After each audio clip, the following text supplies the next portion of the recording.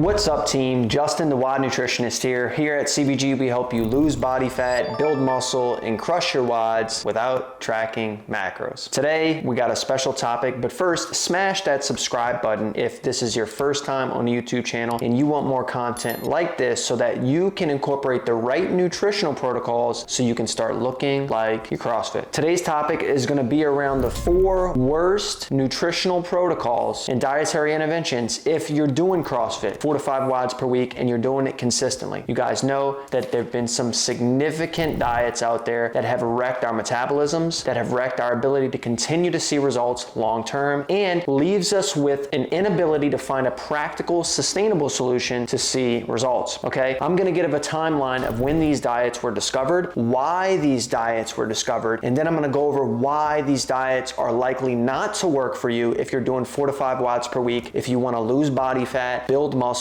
and crush your WODs. So first, I want to start way back in 1915. In 1915, this was right before World War I, well, about a decade before the Great Depression. And 2 people by the name of Folan and Dennis discovered what we know today to be fasting. Yes, you heard it, fasting. So back in 1915, Folan and Dennis discovered fasting. Fasting is you eliminating all ingestion of food for an extended period of time. It may include time-restricted feeding or other approaches like a 16-8 fast, where you don't eat for 16 hours and you eat for 8. This is practiced amongst many religions, including Ramadan, where you don't eat throughout the day and you're eating during later hours, amongst various other religions, even in the Christian religion, where Friday you're eliminating certain foods, and in some cases fasting as well. So if we want to incorporate fasting, there needs to be a specific way that we do it, and it's very, very difficult for CrossFitters to do this correctly, and therefore, which is usually why I don't recommend this. Now, if we look at the information, fasting has been practiced by many cultures and many religions since 1915, and even prior to that. People were actually doing things like this in BC timeframes, but Folan and Dennis discovered this in 1915, the early 20th century. Now, they recommended multiple short starvation sessions and did this under safe monitoring with people to see if it would help them with weight loss. Indeed, it does. If you're not eating the amount of calories that your body is consuming, you will lose weight. Notice that I use the word weight and not the word fat. You're losing muscle during this time frame as well, and the reason is because you're dropping your calories to near zero. Zero is way less calories than we're burning, even at our basal metabolic rate. Our basal metabolic rate is the amount of calories we burn at rest, basically laying supine for a full 24 hours. So fasting can be a way to easily drop your calories to significantly low amounts so you can start to see weight loss. However, this is not ideal for someone doing CrossFit. The reason? CrossFitters actually need energy to put intention behind their WODs. This includes strength training, AMRAPs, and EMOMs, and everything that we do as we go into our box almost nearly on a daily basis. And so if you're fasting, you're likely not to give your body the fuel that it needs, which, of course, we know will leave us injured. Now, incorporating fasting in this way is not a good idea also because we're going to be losing muscle mass. As we lose muscle mass, our basal metabolic rate and metabolism goes down. It makes it even harder to lose weight in the future, especially fat loss in the future, when our muscle mass drops. Muscle mass is the organ of longevity, and we need to preserve it as much as possible. And so not getting in the right quantities of food, and especially protein, prohibit our ability to recover and our ability to continue to keep and preserve muscle mass as well as grow it. And so in the 1960s, the medical community renewed interest in intermittent fasting as a way to help people lose weight that have a medical condition of obesity, in which they are overweight. The detriment of them staying where they are right now is way greater than them partaking in a fasting-like approach. So I would not recommend this for CrossFitters in any way, especially intermittent fasting, time-restricted feeding in any form, because it's very hard to get in the right quantities of food and get in the right quantities of protein to make sure that we don't get injured and we preserve the muscle mass that we have. Now, let's fast forward a few years into 1921. In 1921, Woodyard and Wilder discovered the ketogenic diet. Now, the ketogenic diet relies on heavily